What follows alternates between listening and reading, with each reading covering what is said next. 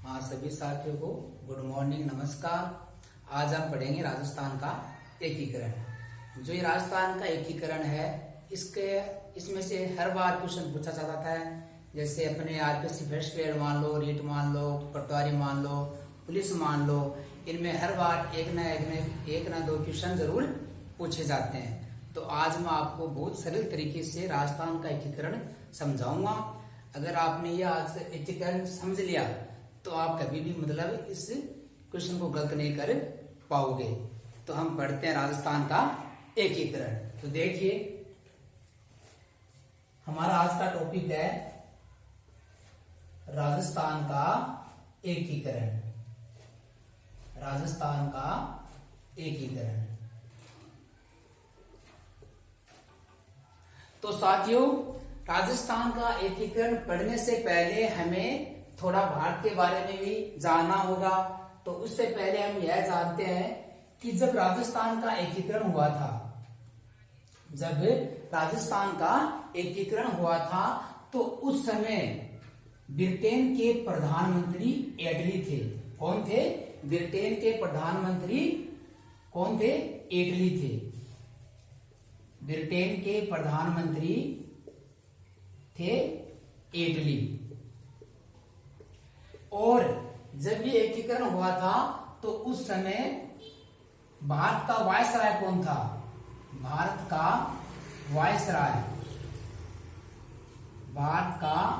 Viceroy था Lord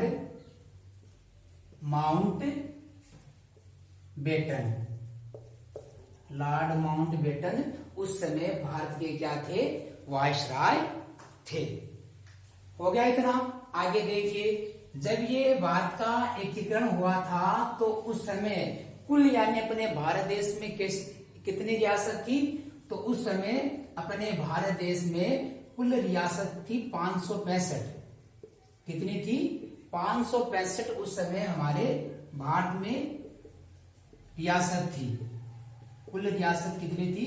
565 उस समय कुल रियासत थी।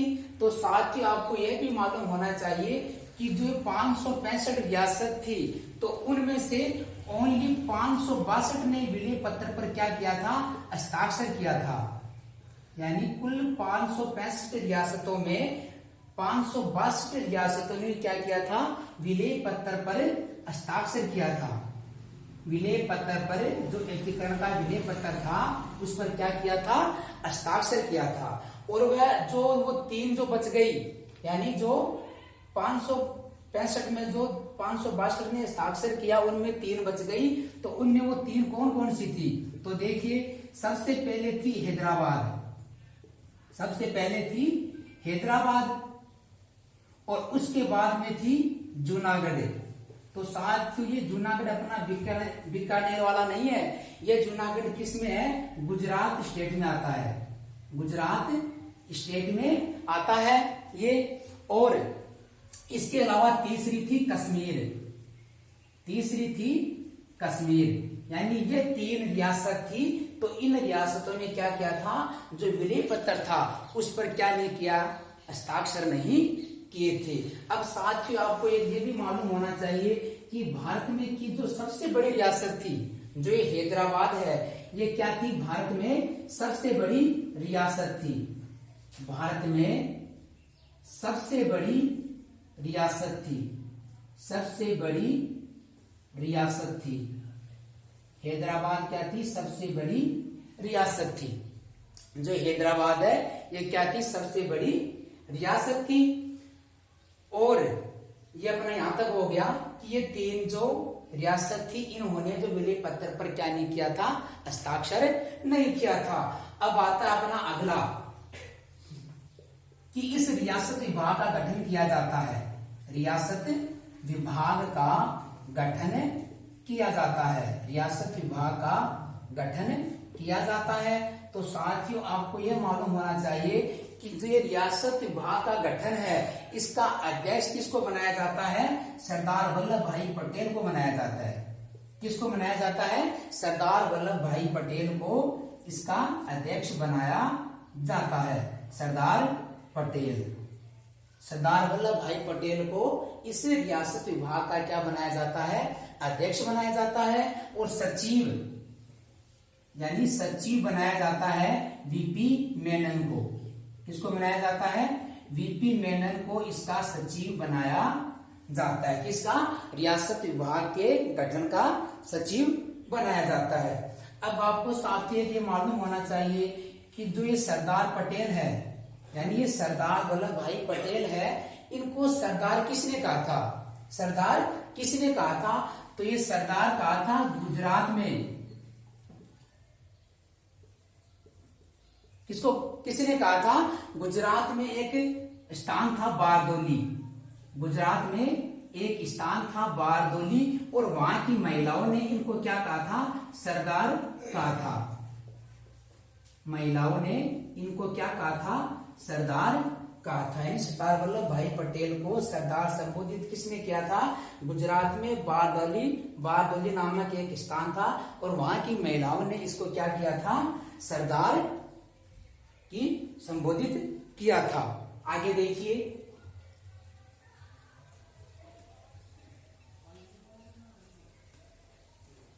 और फिर तो साथियों आगे देखिए, तो फिर इसी समय जो ये अपना राजस्थान का जो रियासती विभाग का गठन किया था, तो उस समय जो ये रियासती विभाग का गठन किया था ना, रियासती विभाग का गठन किया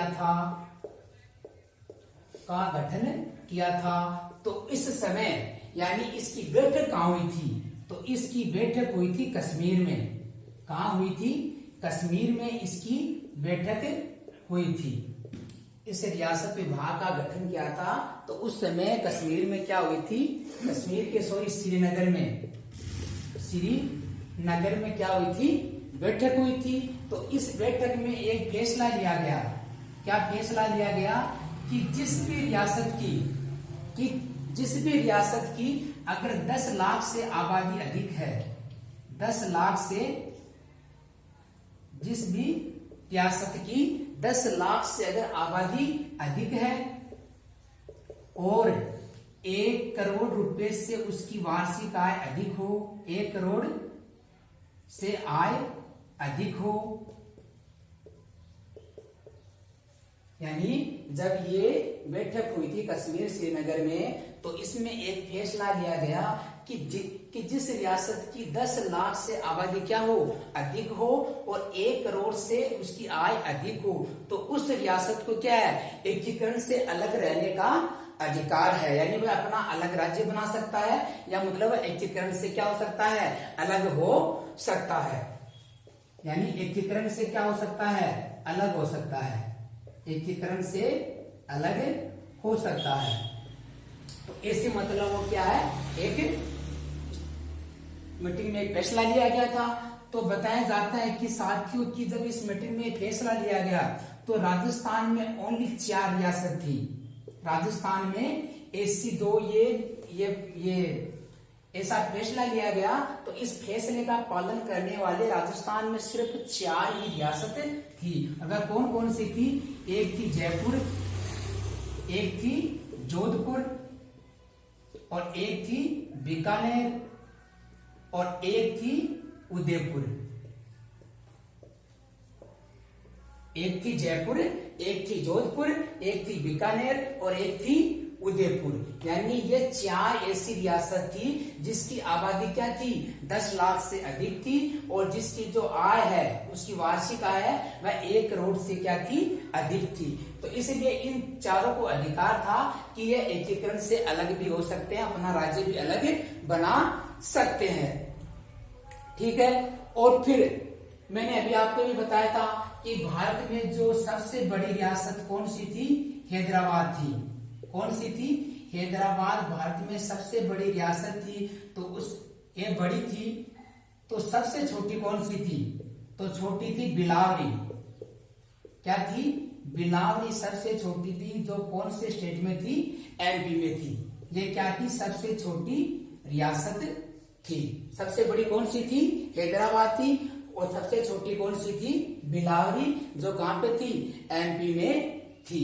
अब आगे देखिए, साथियों जब एकीकरण हुआ था तो उस समय राज्यों को 3 भागों में बांटा गया, यानी जो राज्यों की श्रेणी थी उनको कितने भागों में बांटा गया, 3 भागों में बांटा गया। तो देखिए राज्यों की श्रेणी को कितने भागों में बांटा गया, 3 भागों में बांटा गया। कितने भागों में बांटा गया, 3 भागों में इनके राज्य की श्रेणियों को बांटा गया। और वह 3 भाग कौन कौन से थे, एक था ए और एक था बी और एक था सी। एक था ए, एक था बी और एक था सी। जो ए श्रेणी के राज्य थे, ये राज्य क्या थे, बड़े राज्य थे। क्या थे, बड़े राज्य थे। और इनमें किसका अधिकार था, इनमें गवर्नर का अधिकार था। इन राज्यों में किसका अधिकार था, गवर्नर का अधिकार था। और ये बी श्रेणी के राज्य हैं, ये क्या थे, रियासती राज्य थे। ये क्या थे, रियासती राज्य थे। और इनमें किसका अधिकार था, इनमें राज प्रमुख का अधिकार था। तो ये हो गए बी श्रेणी के राज्य। और सी श्रेणी के राज्य थे केंद्र शासित प्रदेश।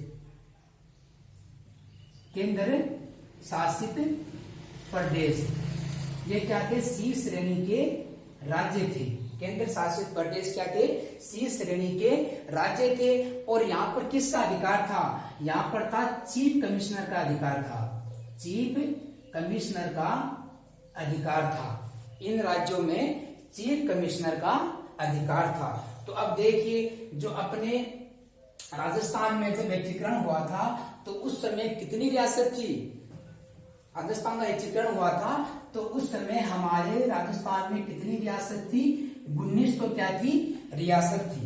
कितनी रियासत थी, 19 तो रियासत थी। और 3 क्या थे, ठिकाने थे। 3 थे ठिकाने।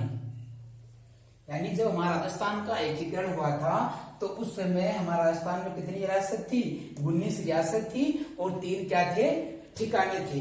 और एक अपना क्या था, अजमेर मेरवाड़ा। ये अपना क्या था, केंद्र शासित प्रदेश था।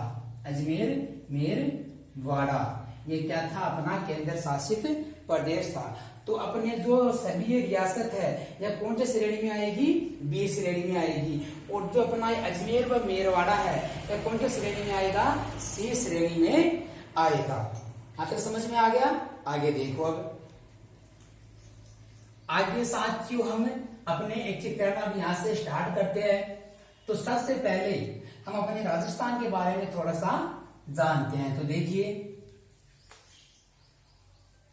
कि अपना राजस्थान है, राजस्थान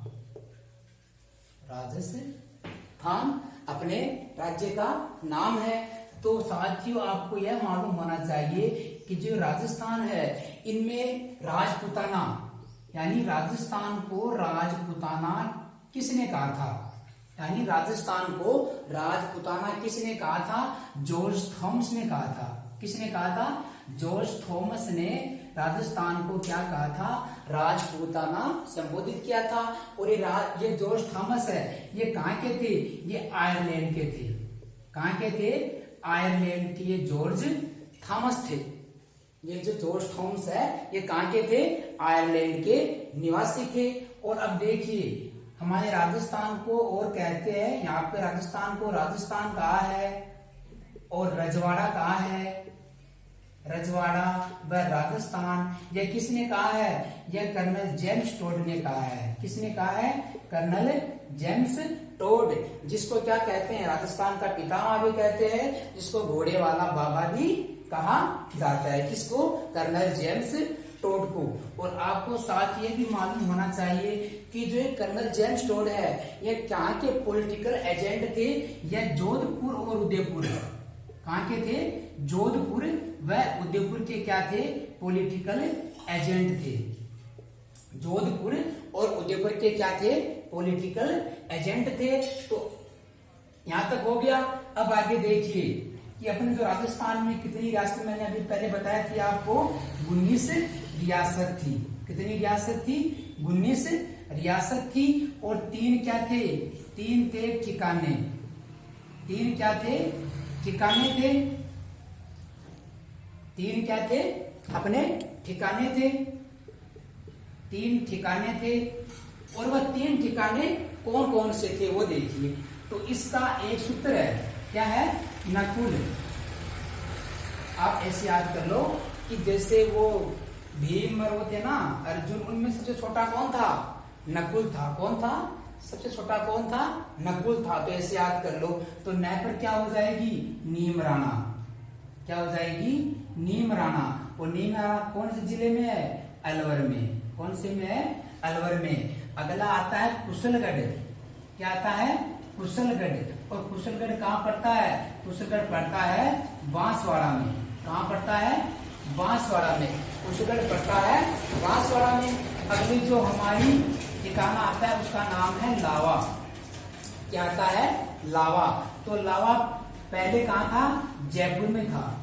लावा जब राजस्थान का एकीकरण हुआ था तो उस समय लावा का कहाँ था? जयपुर में था। लेकिन वर्तमान में लावा कहाँ पे है?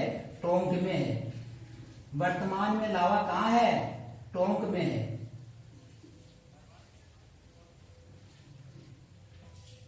वर्तमान टोंक, सॉरी, लावा कहाँ है? वर्तमान में टोंक में है, यानी प्रेजेंट में कहाँ है? लावा टोंक में है। और नीमराणा कहाँ है? अलवर में है। कुशलगढ़ बांसवाड़ा में है। लावा कहाँ है? जयपुर में है। ये अपने क्या हो गए?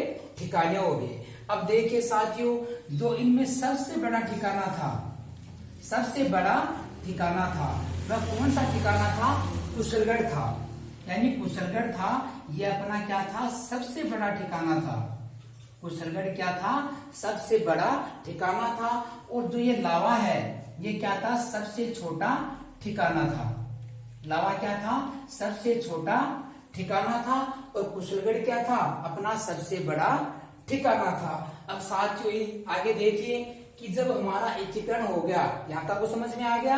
आगे देखिए कि जब हमारा एकीकरण हुआ था तो उस समय, यानी हमारे एकीकरण को बनने में कितना समय लगा? तो उस समय हमारे एकीकरण को बनने में लगा 8 वर्ष 7 माह 14 दिन। 8 वर्ष 7 माह 14 दिन का क्या लगा था? समय लगा था। 8 वर्ष 7 माह 14 दिन का समय लगा था। ऐसे आप कर लो, 8 7 7 14, यानी 8 वर्ष 7 माह 14 दिन का क्या लगा था? समय लगा था। तो साथियों अपना समय हो गया था 8 वर्ष 7 माह 14 दिन। अब साथियों अपनी जो 19 रियासत थी, कितनी रियासत थी? 19 रियासत थी। तो इनका हम थोड़ा सा अध्ययन कर लेते हैं कि कौन सी रियासत सबसे बड़ी थी, कौन सी छोटी थी, कौन सी प्राचीन थी, कौन सी नवीन थी, कौन से मतलब कहाँ पर कौन कौन से शासक थे, तो कहाँ पर मतभेद हुआ था, इनका हम थोड़ा सा वर्णन कर लेते हैं। तो देखिए, जो अपने 19 रियासत थी राजस्थान में एकीकरण के समय, जो अपने 19 रियासत थी, तो उस 19 रियासत में सबसे प्राचीन रियासत थी अपनी,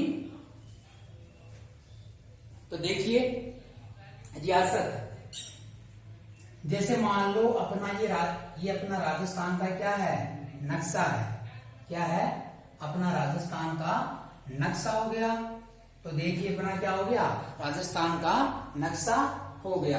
तो यहाँ पर क्या है? जोधपुर है। यह मान लो कि ये यहाँ पर क्या है? अपना जोधपुर है। जोधपुर रियासत है। तो ये जोधपुर रियासत है, ये क्या थी? उस एकीकरण के समय राजस्थान की क्या थी? सबसे बड़ी रियासत थी। सबसे बड़ी रियासत कौन सी थी? जोधपुर थी। जोधपुर क्या थी? सबसे बड़ी रियासत थी। और यहाँ पर जो अपना भीलवाड़ा है, और भीलवाड़ा में क्या है? शाहपुरा। और शाहपुरा कहाँ पड़ता है? भीलवाड़ा में। शाहपुरा पड़ता है भीलवाड़ा में। और ये क्या थी? अपनी सबसे छोटी रियासत थी। क्या थी? सबसे छोटी रियासत थी। कौन थी? शाहपुरा भीलवाड़ा, सबसे छोटी रियासत। सबसे छोटी रियासत कौन सी थी? शाहपुरा भीलवाड़ा। और अब देखिए यहाँ पर था अपना उदयपुर। तो उदयपुर क्या थी? सबसे प्राचीन रियासत थी। उदयपुर क्या थी? प्राचीन रियासत थी।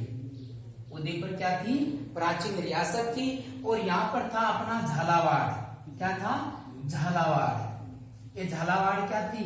यह नवीन रियासत थी, यानी इसको नई बनाई गई थी, नई बनाया गया था। तो यह क्या थी? नवीन रियासत थी। झालावाड़ क्या थी? नवीन रियासत थी। और अभी हमने पहले अपने उसमें पहले टॉपिक में मैंने देखा था कि जो अपना वो ठिकाने थे ना, 3 ठिकाने थे, नीमराणा, कुशलगढ़ और अपना लावा। तो उसमें मैंने अभी बताया था कि जो कुशलगढ़ था, कुशलगढ़ पड़ता है बांसवाड़ा में। कहाँ पड़ता है? बांसवाड़ा में। कुशलगढ़ पड़ता है बांसवाड़ा में। और ये क्या था? सबसे बड़ा ठिकाना था। कुशलगढ़ क्या था? सबसे बड़ा ठिकाना था। कुशलगढ़ क्या था? सबसे बड़ा ठिकाना था। और अपनी जो लावा थी, ये लावा कहाँ पड़ता है? वर्तमान में तो क्या टोंक में है, लेकिन पहले कहाँ था? जयपुर में था। पहले कहाँ था? जयपुर में था। तो बताया जाता है कि ये लावा क्या थी? सबसे छोटा ठिकाना था। लावा क्या था? सबसे छोटा ठिकाना था। लावा क्या था? सबसे छोटा ठिकाना था। और कुशलगढ़ क्या थी? जो ठिकाना बांसवाड़ा में है, यह क्या था? सबसे बड़ा ठिकाना था। और लावा सबसे छोटा ठिकाना था। और जो सबसे बड़ी रियासत थी वह कौन सी थी? जोधपुर थी। सबसे बड़ी रियासत कौन सी थी? जोधपुर थी। और सबसे छोटी रियासत शाहपुरा भीलवाड़ा थी। और प्राचीन रियासत कौन सी थी? उदयपुर थी। और नवीन रियासत कौन सी थी? झालावाड़ थी। साथियों, जयपुर क्या थी? जनसंख्या की दृष्टि से सबसे बड़ी रियासत थी। जनसंख्या की दृष्टि से यह क्या थी? सबसे बड़ी रियासत थी। जनसंख्या की दृष्टि से सबसे बड़ी रियासत कौन सी थी? यह अपनी जयपुर वाली थी। अपनी जयपुर वाली रियासत जनसंख्या की दृष्टि से क्या थी? सबसे बड़ी रियासत थी। अगर समझ में आ गया? आगे देखिए। आगे जो अपनी 19 रियासत थी ना, आगे जो अपनी 19 रियासत थी, तो उनमें 2 रियासत ऐसी थी, यानी जो अपनी 19 रियासत थी उनमें 2 रियासत ऐसी थी कि जिनको तोपी, इसको बोलते हैं तोप सलामी, यानी उन दोनों रियासतों को तोप सलामी का क्या नहीं था? अधिकार नहीं था। यानी जो 19 रियासत थी उनमें 2 रियासत ऐसी थी, उनमें 2 रियासत ऐसी थी कि जिनको तोप सलामी का अधिकार नहीं था। तोप सलामी का अधिकार नहीं था। तोप सलामी का अधिकार नहीं था। यानी जो 2 रियासत थी उनको तोप सलामी का अधिकार नहीं था। और वह कौन कौन सी थी वो देखिए। वह थी, एक थी किशनगढ़ रियासत। कौन सी थी? एक थी किशनगढ़ रियासत और दूसरी थी शाहपुरा रियासत, जो कहाँ थी? भीलवाड़ा में है। एक थी शाहपुरा और एक थी किशनगढ़। इन दोनों रियासत को क्या नहीं था? तोप सलामी का अधिकार नहीं था। और जो बाकी जो रियासत बच गई उनको क्या था? तोप सलामी का अधिकार था। आपको समझ में आ गया? अब देखिए, अपने एक केंद्र शासित प्रदेश था, केंद्र शासित प्रदेश था, जिसको चीफ कमिश्नर क्षेत्र भी कहते हैं। केंद्र शासित प्रदेश था जो कौन सा था? अजमेर मेरवाड़ा था। क्या था? अजमेर मेरवाड़ा अपना एक केंद्र शासित प्रदेश था। तो साथ ये बताया जाता है कि जो ये अजमेर मेरवाड़ा केंद्र शासित प्रदेश था, इसकी क्या थी? ये अलग ही था, यानी इसकी अलग विधानसभा थी। इस अजमेर मेरवाड़ा की क्या थी? अलग क्या थी? विधान सभा थी। विधान सभा थी। और जिसको क्या कहते हैं?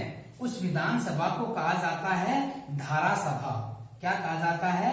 धारा सभा उसका नाम था। यानी उस विधान सभा का क्या नाम था? धारा सभा उसका नाम था। धारा सभा इसका नाम था। और इसके कितने सदस्य थे?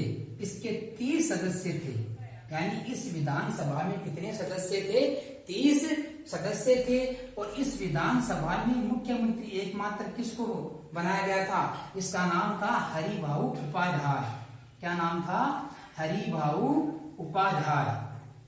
हरिभाऊ उपाध्याय एक विद्वान थे जिसको इस धारा सभा जो अलग विधानसभा थी इनका क्या बनाया गया था? मुख्यमंत्री यानी सीएम बनाया गया था। अब देखिए जो ये हरिभाऊ उपाध्याय है इसको एक नाम से और संबोधित किया जाता है तो इसको क्या कहा जाता है? इसको दा साहब कहा जाता है। यानी अपने हिंदी की जो बुक आती है उनमें बताया जाता है कि जो हरिभाऊ उपाध्याय है इसको क्या कहा जाता है? दा साहब कहा जाता है। और अभी ये अपनी RS 2018 में एक क्वेश्चन भी आया था इसके बारे में कि जो त्याग भूमि पत्रिका है, त्याग भूमि पत्रिका थी तो इसका संपादन किसने किया था? यानी त्याग भूमि पत्रिका को चलाने वाले कौन थे? त्याग भूमि पत्रिका को चलाने वाले कौन थे? ये अपने हरिभाऊ उपाध्याय ही थे। यहाँ तो समझ में आ गया कि जो अजमेर मेरवाड़ा है इसकी क्या थी? अलग विधानसभा थी और इसमें विधानसभा है इसको क्या कहते थे? धारा सभा कहते थे। और इस विधानसभा में कितने सदस्य थे? 30 सदस्य थे। और इसमें सीएम किसको बनाया गया? हरिभाऊ उपाध्याय को बनाया गया जिसको दा साहब भी कहते हैं। और हरिभाऊ उपाध्याय ने अपने एक पत्रिका पर निकाली जिसका नाम था त्याग भूमि। अब आगे देखते हैं कि अपने राजस्थान में ऐसी 2 रियासत भी थी यानी भरतपुर व धौलपुर। भरतपुर और धौलपुर ऐसी रियासत थी जो मतलब भाषा के आधार पर भरतपुर और धौलपुर जो रियासत थी ये क्या कर रही थी? भाषा के आधार पर अलग मिलना चाहती थी। भाषा के आधार पर यह अलग मिलना चाहती थी।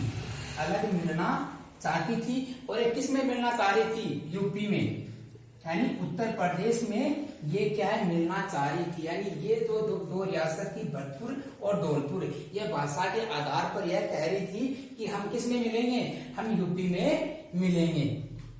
लेकिन बताया जाता है कि जो शंकरदेव राय समिति है उसकी सिफारिश पर इन दोनों को क्या है? इसी जो अपना पहला जो मत्स्य संघ आएगा उसी में वापस मिला लिया जाता है। अब देखिए 2 ऐसी रियासत थी जो पाकिस्तान में मिलना चाहती थी। पाकिस्तान में मिलना चाहती थी। वह कौन कौन सी थी? एक तो थी टोंक और एक थी जोधपुर।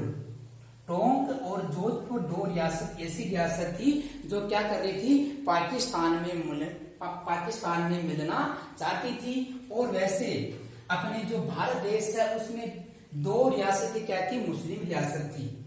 मुस्लिम रियासत क्या मुस्लिम रियासत कितनी थी? 2 रियासत थी। एक तो थी टोंक और दूसरी थी पालनपुर। जो कहां पड़ता है? गुजरात में पड़ता है। यानी ये 2 ऐसी रियासत थी जो मुस्लिम रियासत थी। यानी यहाँ पर मुस्लिम का आधिपत्य था। यानी यहाँ पर मुस्लिम संप्रदाय के लोग क्या रहते थे? अधिक रहते थे। अब देखिए साथियों आगे यहां तक हो गया। अब आगे देखिए जल्दी से।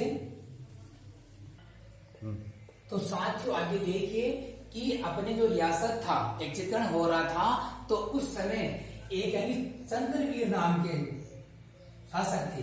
चंद्रवीर सिंह नाम के एक शासक थे जो कहाँ के थे?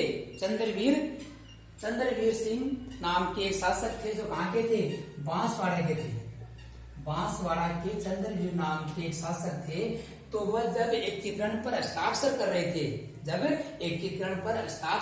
थे तो उसने लिखा था कि मैं अपने डेथ वारंट पर हस्ताक्षर कर रहा हूँ। किस पर कर रहा हूँ? अपने डेथ वारंट पर क्या कर रहा हूँ? हस्ताक्षर कर रहा हूँ। ऐसा किसने कहा था? चंद्रवीर सिंह ने, जो कहाँ के थे? बांसवाड़ा के शासक थे। अब जोधपुर के हनुमंत सिंह थे। जोधपुर के हनुमंत सिंह ये भी एक शासक थे। तो ये भी क्या है, पाकिस्तान में मिलना चाह रहे थे, पाकिस्तान में मिलना चाह रहे थे। यानी जो जोधपुर के शासक है हनुमान सिंह, ये भी क्या है, पाकिस्तान में मिलना चाह रहे थे। अगला देखिए, एक थे अपने शार्दुल सिंह। शार्दुल सिंह ये कहाँ के शासक थे, ये शासक थे बीकानेर के। शार्दुल सिंह शासक के, ये कहाँ के थे, बीकानेर के थे।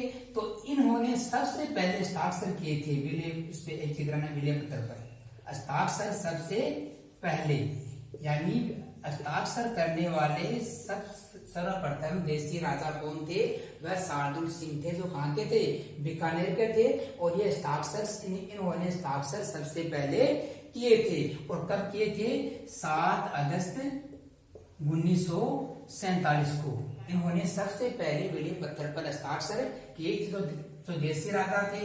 और अंतिम, यानी अंतिम हस्ताक्षर करने वाले थे उदयभान सिंह, जो कहाँ के थे, धौलपुर के थे। उदयभान सिंह यह कहाँ के थे, धौलपुर के शासक थे। इन्होंने विलय पत्र पर क्या किया था, अंतिम हस्ताक्षर किया था। तो साथियों हम आज यहाँ तक ही पढ़ेंगे। जो अपना अगला जो एकीकरण है, जो अपना एकीकरण 7 चरणों में होगा, उनका अध्ययन हम अगले वीडियो में करेंगे। धन्यवाद।